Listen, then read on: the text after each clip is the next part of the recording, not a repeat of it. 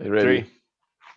3, 2, On one or 3, 2, 1. on one. Take 3 of the cursed episode. Okay, All right. on one. 3, 2, 1.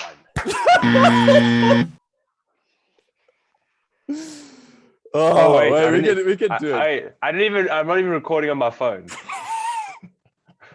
I didn't even record it on my phone. Well, that's awkward. Okay, come, we can do it. Yeah. 3, 2, 1. Oh, nailed it. Hello and welcome. You need to. What? Hello and welcome to the Rant. We need to get this intro down. Episode 3. Yeah. This is the third time that we have attempted to record it. Well, not attempted, that we have recorded it. But the world is just against episode 3 and the Rant. But we push on, We give the people what they want, Seb. You know, people are calling millions for Ep3. And millions of fans. So we give them Ep3. It's in huge demand, massive demand. So we're giving the people what they want. Give them what they want. Giving the fans what they want. Speaking of the fans, we would just like to say thanks to everyone for all the support and everything so far. This is the first episode we have filmed or recorded post putting everything up on YouTube and on the Apple podcast. So yeah, we were quite surprised at the amount of support, and we just want to say thanks to everyone. And if you don't mind, please keep it up. yeah, definitely. So whatever he said. Yeah, now that the admin's out the way, so let's get into it. Theme for today is the Formula1, the F1. Pretty recent interest we've sort of taken up, especially for me, only sort of the last 2 years or so. You've been at it for a lot longer, so I'd say you're maybe more of the experts. No, I wouldn't put myself as the actually. Yeah, we can go with that. I'm the expert. There was the one. Remember the one time you started trying to explain to me what DRS was? And it was like my first race we were watching, and you're trying to explain what DRS was, and I just wasn't getting it. And you're just like, mate, just start watching Formula 1, and then you'll pick it up eventually. You'll pick it up. And I feel like a lot of things. It's a complicated web of money, politics, and assholes. Speaking of, let's get into it. Hamilton versus Verstappen. That's the big thing we want to chat about today. Talk about controversial subjects. I know, and because we came up, we wanted to talk about this before the race on the weekend where Hamilton spun Verstappen into the wall. Maybe not. What did you think of that whole incident? Here's my honest opinion. Firstly, I heard Hamilton is getting a lot of racist abuse. Okay. Which is not good. That is something you just do not want. I saw Daniel Ricciardo put a post on Instagram just saying, you can blame, I don't exactly know the words, so paraphrasing, but he just said like, you can blame whoever you want, but racist comments isn't acceptable, which is true. So that sucks for the guy. But if I'm going to be honest, which I always am, I do feel it was Hamilton's fault. Many people, and here's the tricky part, people can say it's a racing incident, right? But when a crash like that results in, when a crash happens and that's the result of the accident, someone having to go for checkups and whatever, and a 51G crash, I mean, I'm not an expert in all the G's and this and that, but all I know is that that's a big hit to the body, to the organs, you plow to into a wall at 295 clicks. Like literally, take the G's of the Anaconda in Gold Reef City and times it by 10. That is what Hamilton. I mean, that's what Verstappen experienced going into the wall. Okay, that's just not fun. No. Okay. So I feel if the result was different, if he didn't plow into the wall at whatever speed. Yeah. I don't know if Hamilton would have got a penalty. Okay. From the Yeah, stewards. that's fair. But because of the end result of the crash, you cannot not penalize that, because that's just going to happen more and more and more. Yeah. So that's where I feel. And Hamilton, I do think, even though I also think it's a racing incident, I feel Hamilton is at more. If you're going to fault somebody, you have to fault Hamilton. You can't. Well, he fault missed the Verstappen. apex. Simple. First of all, it was interesting listening to Christian Horner to the stewards, because we finally get to hear this conversation. That's such a nice addition. And it's almost sounded like, and obviously Christian Horner is going to take Verstappen's side. I mean, he's not, and Toto Wolff's going to take Hamilton's side. So it's actually pointless asking them. It's pointless. It's pointless hearing, Yeah, like, we should be talking to like McLaren and like Zach Brown and Christian Horner said, all the drivers know, you just don't stick a wheel up the inside of cobs. It is almost like it's been discussed in the driver's briefing before the race, or like a gentleman's agreement, or you just know that is not done. Yeah. It's like in cricket when you're running up and the batsman, like before you've bowled the ball, the batsman creeps out of his crease. You can take the bails off, but you just don't do that. Yeah. So they're just certain things that you can do that you just know not to do. Yeah. So, and Hamilton, I think Hamilton's desperate. I think he's behind in the championship. I think what was he? 30 something points behind. Yeah, something like that. And when you're up against a guy who's coming only first or only second, 36 points is a long way away. Yeah. Like the only reason it seems a lot closer now is because Verstappen got 0 points and Hamilton ended up winning the race. Drove brilliantly, brilliant drive. Verstappen? 10-second penalty. No, Hamilton. See, but that's the thing. Drive after that. I feel like people got annoyed with is that I don't think people they gave him this 10-second penalty and then he still like finished first. And I feel like people like want Formula 1 to obviously be a lot more like closer, like in terms of racing and stuff. Like if you get a 10-second penalty, you shouldn't be able to. You should like breeze your way into the last, into first place. Sorry. I don't think people got upset. I didn't get upset. I got upset.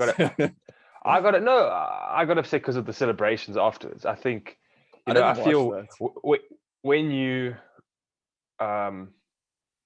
put your main rival for the season into the wall, at a dangerous pace, I don't think you frolic up and down on your green grass at Silverstone, waving your British flag around. When the only reason I think you won that race is because you put him into the wall.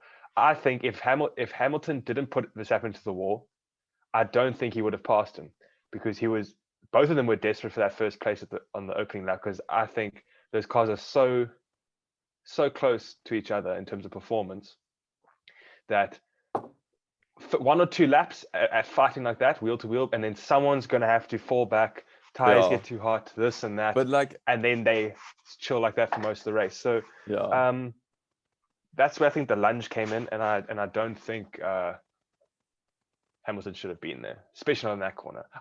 Can I just say one more thing? I know I've spoken a lot. I saw, and a friend of mine sent me this. It showed all of Verstappen's clips of getting the elbows out and kind of barging his way through. He ran straight over the front of Vettel's front wing a couple of years back. He kind of torpedoed right past Hamilton on the inside. There's about a half a movie's length of Verstappen. You can make a documentary about it. Is he putting like Roman Grosjean's there? Yeah, he just doesn't crash somehow. But okay. Grosjean, the crash magnet of F1. And then I was like, my reply to the person who sent me this, I was like, no, Verstappen does do that. He just doesn't do that on Cobb's corner, which is the fastest corner on the F1 circuit. Like there's a difference between doing that on a corner where if you clip the guy, he's going to get some damage and he's going to lose a couple places. He didn't do it in the place where he clips the guy and the guy's going to go flying off into the barrier at 200 k's an hour, and so that's my opinion. I think Hamilton was at fault. Well, the thing is, Hamilton hit more at fault than Hamilton's front Verstappen. left. Hamilton's front left clipped Verstappen's back right. Like, guys. The only reason that happened is because of the angle Hamilton was on. Because Verstappen was on the more racing line. He was on a more competitive racing line than Hamilton. So Verstappen was wide of the track, which makes the corner a lot straighter. Yeah. You get what I mean? Yeah, I get what you mean. Instead of Hamilton was here and he had to go like that, Verstappen had to just kind of breeze his way. So Verstappen, even though Hamilton didn't actually get alongside, Verstappen was always just ahead, and that's the main thing. Hamilton didn't edge his front wing ahead of Verstappen, not in one incident. Yeah, he was almost there. He was almost equal, but he was always like maybe a front wing behind Verstappen. That front part. Yeah. He was that far back. Yeah, and because of the different lines they were on, Hamilton was on a much acute line to get around that corner. So he had to slow the car down, or else he was going to ram it straight into Verstappen. But also, so you had to make the corner. Yeah, okay. Yeah. Verstappen didn't need to slow down that much. So they come in like this, and then Hamilton has to slow down, and Verstappen can kind of... And that's like what happened here. Yeah, but Hamilton missed the apex. Hamilton's supposed to be, if he's on the inside, he's supposed to stick to the inside, which is taking the apex. Yeah. He hit Verstappen in the middle of the road. Yeah. Anyway, it was a controversial instance. What's your opinion? Who's at fault there? Do you think Verstappen Hamilton. or... I think Hamilton's at fault. Yeah. I do think Verstappen could have given him more room. Yeah. But again, I think he gave him enough room. In hindsight, he should have given him more room. Yeah, well, but hindsight, he gave him enough room.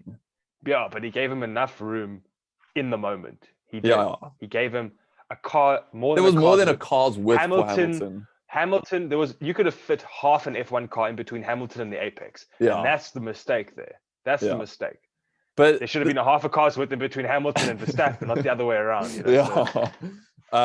Anyway, but it was the celebration made me cross. Celebration. I didn't watch it, but I just when I saw on Instagram, go watch it. I saw like a little bit on Instagram. He's like running around waving his flag, and I'm like, he's at Silverstone. It's like his own track. Like I get it, but I was also just like, I can't deal with this guy. He doesn't even live in England. But doesn't he live in Monaco? Yeah, she doesn't have to pay taxes. Actually, everyone just does that. But everyone does Albon, that. Hulkenberg, everyone just pisses off. I'm taking my poor ass over there as well with my like 25,000 rand salary, so I don't have to pay taxes. Bro, it's shocking. But yeah, no. So I was just thinking like, okay, he's just celebrating because of it's in front of his home crowd.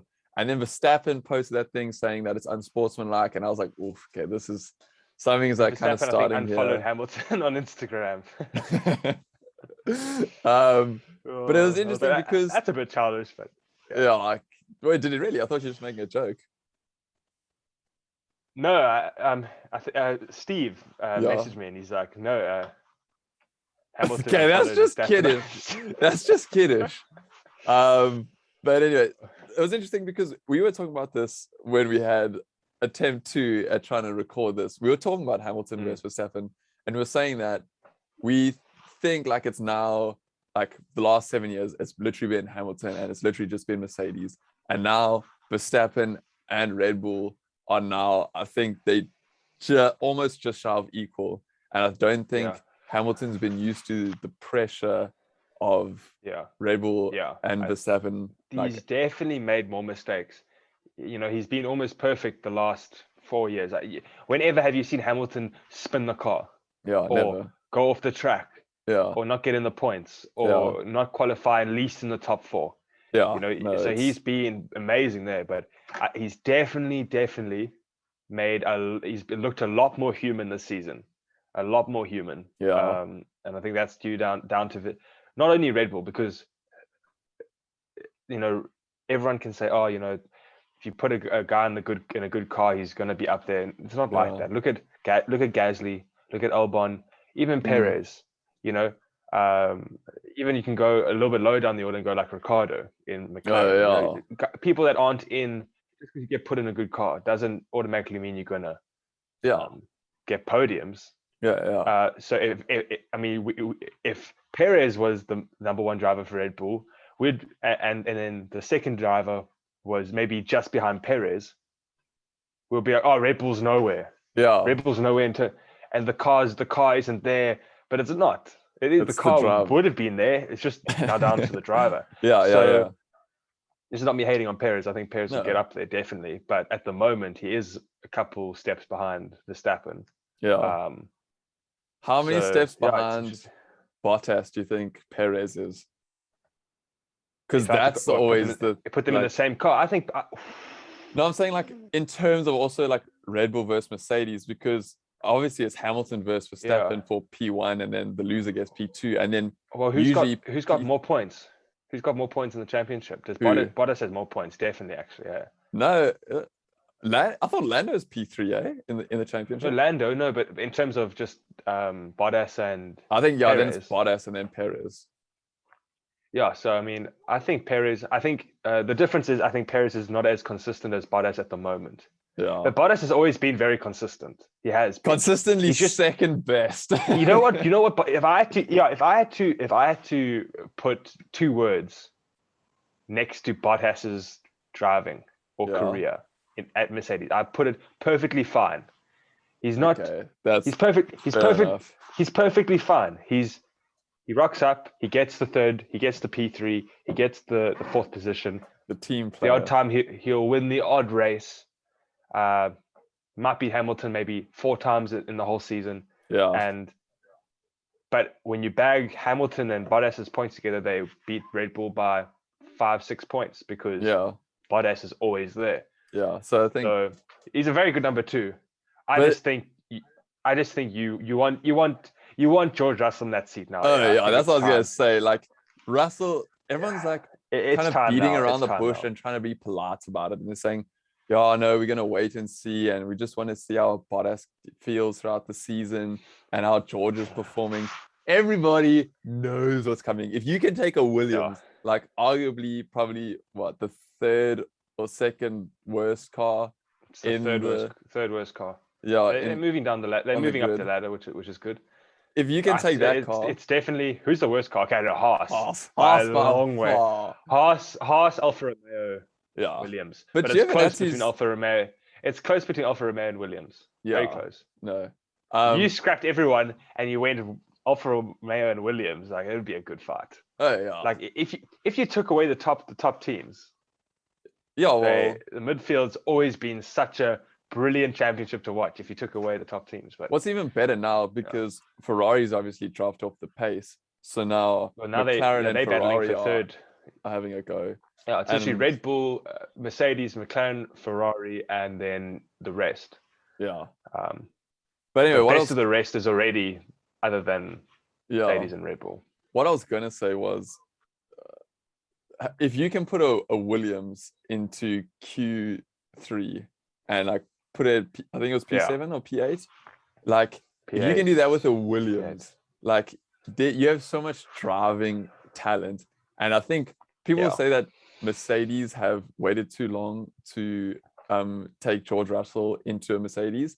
And I think like if they do it this next season, I think that's the perfect amount of time, because he's already got enough like this year included. He's got enough experience, but I think if you pulled him in at the beginning of this season, I think it would have just been a bit too early, and it would have taken that extra bit longer for him to just. I think 2022 is the time. It's time now. If they don't snap him up, Bottas needs to. I think another team is going to get it. I think George Russell. I mean, obviously, all the F1 drivers know more about what's going on than we do. George Russell definitely knows. I think this Mercedes' reign is. Now, I'm not saying it's over, because for some reason I still feel like they're going to end up winning the championship, and Hamilton is going to beat Verstappen, and it sucks. But that's my prediction. I think Hamilton's going to just clip Verstappen, and Mercedes somehow is just going to beat Red Bull. Next season will be interesting. Next season is going to be fun. The dominance the dominance is over Oh for now. yeah. But I No, want to think see I Red agree. Bull next season, because it might just be a one season thing and then they fall back down a little bit. So Yeah, but when George yeah, Russell hops into a oh, Mercedes, everyone's gonna be making massive craps. mid qualifying, just watching George going. Like, give him, I don't know. Yeah, Christian Horner's gonna shit his pants. Yeah, like Christian Horner's happy now. He's like, oh, we're actually getting somewhere. And then Toto's Now gonna you got come two out. Lewis Hamiltons Yeah, Toto's gonna in come out that and be team. like, look, we just signed George Russell. And seeing what happened Yeah. with George Russell, he only had, when he raced for Mercedes when Hamilton got COVID, he had what, 1 or 2 practice sessions, so barely any time to get used to the car, and he should have won that race, but Mercedes botched it. Say they pulled an iPhone 12 on him. He would have he would have won the race twice. Yeah. But Mercedes Anyway, botched it twice. Yeah. So when when Toto steps out and says, "Yeah, no, look, we've signed George Russell," Horner's just gonna be like, for 5, 6, like, wow, like now's another thing to deal with. And I would love to see, like, my biggest thing is going to be seeing how, like, sort of team playery George Russell is with Hamilton. No, I think he will be. I think he'll be respectful. Yeah, definitely. but for a while, like I feel like the thing with Valtteri Bottas is like, okay, maybe he doesn't have the speed to he gets to run over by yeah, Mercedes. exactly.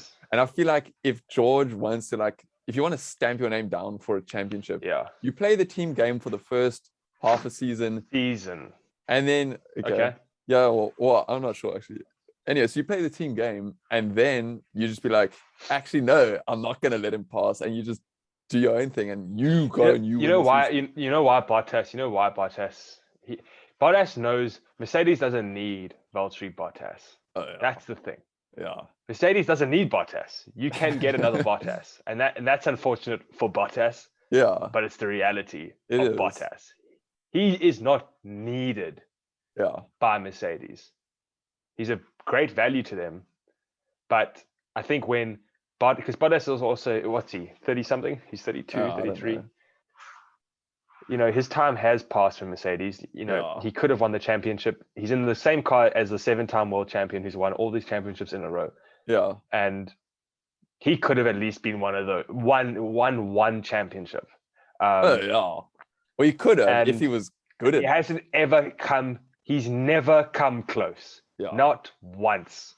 Not once was he close to winning.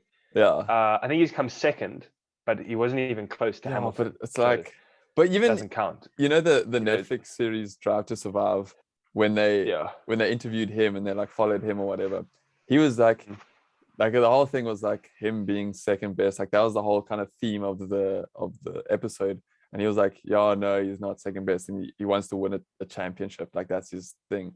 And I'm not gonna lie, I got a bit sad. I was just like, because obviously everyone who gets into Formula 1 wants to win a world championship. But let's see, out of all the 20 drivers on the grid, probably besides Hamilton, Max, or maybe not even Lando, and George, I don't think anyone else is gonna win a championship. It's just I think it's too like dominant for one person. Like I don't know how to explain it. It's too dominant for one person in their time of glory. And then it's the next lucky person to get in the right team with the right car at the right time without the other teams all having other good cars. And I think no, I was gonna say, and it all kind of, it's like luck, because like teams start to improve. Like McLaren's improved a lot over the last 3 years. They're constantly improving, and like now Lando's 4 years, 5 years, they'll be up there. Oh, you're saying there will be, but Lando signed a contract extension with him, and I was like, "Whoa!" Like, no, it's right. I'm not surprised. It's like he's not going to go to Mercedes, and he's not going to go to Red Bull. So it's like, and McLaren Ferrari. Well, yeah, McLaren are third best. McLaren and Ferrari are the third best cars on the grid. So like, why would he go anywhere else? To go, but you struggle to see how McLaren can be a what do you call it? A championship contesting team. But Lando's also young, so I mean, he's 1 year older than us. Yeah. He it makes us feel, what are we doing with our lives? Like, imagine we are talking about someone else like who is a year older than us. It's not like they like way older, so they've had more time to like get going with their life. Like, he's just a year older than us, and we are sitting in our bedrooms talking about this, bro. We got dreams too. We're still sleeping. We're still dreaming about him. But it all comes down he's got to time. So he does have time. If he sticks with them for another 5 years, that's giving them a good chance. He's going to be 26 by the time that happens. Okay. Hamilton's 27. Fine by then. 27, you still have another 10 years probably in you. So It's a 37. He can move anywhere else, go to another team, give them 5 good years. Yeah. I'm going to give you 5 seasons to give me the best car where I can go win us the championship. That doesn't work. On to the next team. 5 years. As I'm just saying, so he has time. So I'm not surprised. He's 21 in the third best car in Formula 1. You know, why would he go anywhere else? Yeah. And I don't think he would have got signed by anyone else, to be honest with you, anyway. I don't think Ferrari would have signed Norris. I don't think Mercedes or Red Bull would have signed Norris. That's my honest thing. Is he good enough? Maybe. But I think there are better options that suit those bigger teams for now. Yeah. Mercedes really has had Russell lined up the day he exited the womb. So it's like, as it popped up, Total was like, that one. Yeah, literally. So, but it does like another thing, which is kind of getting played down a bit now, is it all comes down to money. Like, which car company has the most money? And that's how it's been for the last 5 years or whatever it is. And like, for those of you who don't watch F1, and for the 4 of you who are still sticking around at the moment, Oaks, the people that aren't F1 fans, they've gone long ago. Yeah. I think it's Steve-O, Jards, Schultze, Oyster. And that's about it. The solid base layer. Everyone else has just been like, okay, what are these Oaks on about? Like, I've got things to do. So the few of you that have stuck around, you Oaks are machines. But anyway, there's going to be a budget cut at the end of the season, which means next season, for the one person who doesn't watch F1 that's still watching, next season, they can't spend as much money, which means everyone is closer together. Well, doesn't everyone have the same money to spend? Or is it Ferrari, instead of so Ferrari, let's just say, can spend 500 million, and Aston Martin can only spend 200 million. Now is it Ferrari can only spend 300 million, and Racing Point can only spend still the 200 million? Yeah, so basically that makes more sense. That makes sense. The maximum cap is being lowered, because like Williams or like but Haas, still the maximum cap will be too much for some teams anyway. But it's getting lowered. But that's fine though. I think because they wanted to do one big drop, and then they were like, no, we're going to divide it over a couple seasons. So they're dropping it for next season, and then the season after that, I think they're dropping it again. Because the problem was like Haas, you check like Gunther Steiner walking around, going to investors, trying to find money, and he can only rake in. Haas is so bad. It is so bad. They are in disarray. Yeah. And he can only rake in like, I don't know what it is. Let's just say 10 million, okay? And whereas, let's just say Mercedes pulls in like 100 million or whatever. So now next season, the cap gets lowered, and then Mercedes can only take in 80 million or whatever it is. But Gunther's still chilling on his 10 million. And I think the teams will, the higher teams will, I think, struggle a little bit to try and make things work with the lack of money, because they're used to spending. Yeah, they're used to spending big bucks. And but also now, is the prize money for the F1 teams? Do you think it's going to be less because now F1 doesn't need to dish out so much money because there's a cost cap? So now they're like, you know, I don't know. But also, because what would happen? I just don't know where all this money comes from, to be honest. There's so much money going around in Formula 1. Millions and millions and millions of dollars get pumped into each car for every year, and somehow the money just keeps rolling in from the FIA, but like, I don't even know head where of F1, like, well, sponsors, crowd attendance, but still. But crowd attendance for me actually hardly does anything. I really don't think it makes that much of a difference. I think because last week's race, there were across the week there were over 350,000 people who went to Silverstone across the week.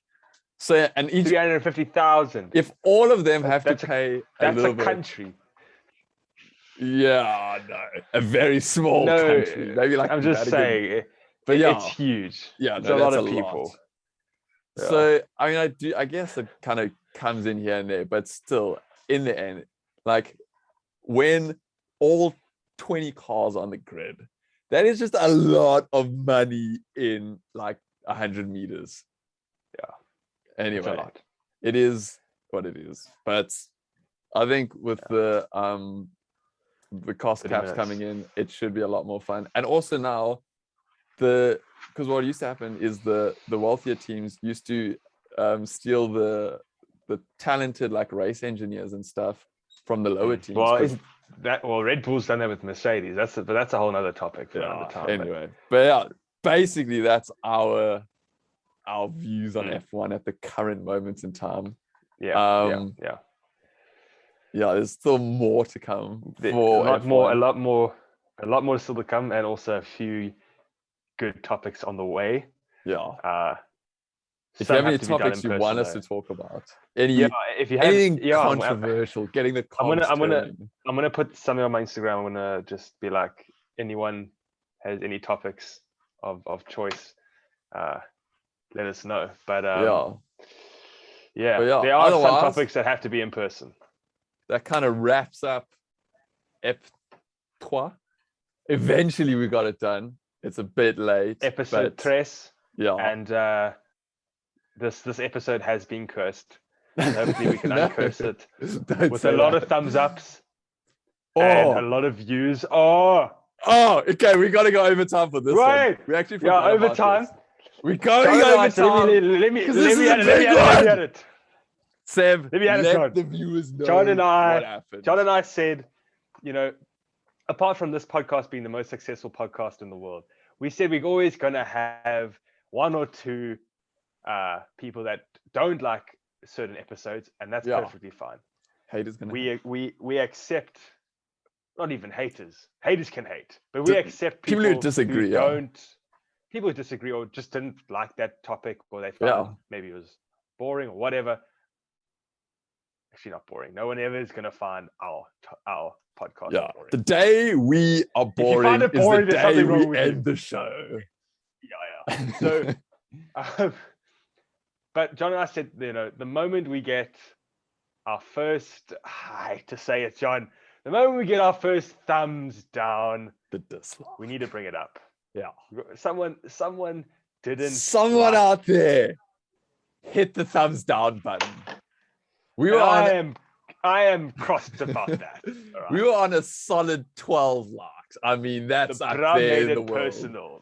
The made it personal. And whoever you are, you hit the dislike button. We want to know who you are, because quite frankly, that's unacceptable.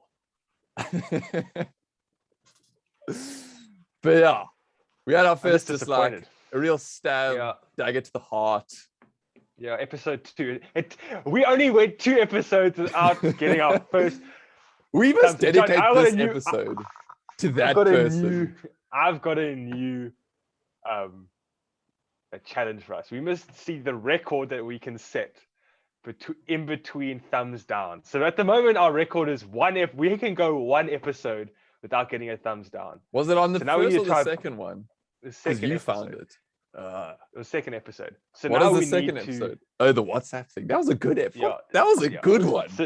So now we need to see how far we can go now without getting a thumbs down. See, but now as you see that, watch someone like one of the boys, like probably like Jem or Ashcast, just go like straight onto the thumbs down. Yeah, okay, but yeah, but people, if they do that, legit.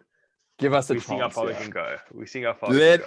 Let us get out of the starting blocks. Let us start setting the record. And then if you really, really feel like you have to, you may hit the subscribe button. And then also leave a comment stating your reason, please. Thank you. Yeah, I'd love to know. I'd just love to know who it is. I wonder if we can check. I don't know if we can, but I'd love to know. No, well, I can't check, but you can try to check. Let's delve into the analytics. Yeah. Anyway. Sci-fi world. Yeah. Anyway. Ending Ep3 of the PCast. Thanks so much for watching, for listening, for being a legend. Domo Arigato. Cheers, peeps. Nice.